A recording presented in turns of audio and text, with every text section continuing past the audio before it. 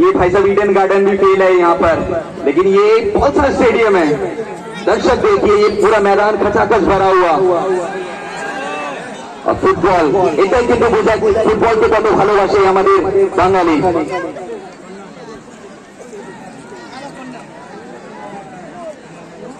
কোথাও না কোথাও এটা কিন্তু এখনো স্টেডিয়াম না, বাট স্টেডিয়ামের মতন কিন্তু লোক মাঠের চারিপাশে কিন্তু लोग देखते पाচ্ছি। আপনি যেদিকে দেখবেন पूरा मैदान एक खचाखच भरा हुआ ही है। फाइनल मुकाबला पौलसा का कारबाला मैदान। क्या फ्यूचर में क्या हम इसको स्टेडियम के रूप में देख पाएंगे? क्या लगता है बाबर साहब?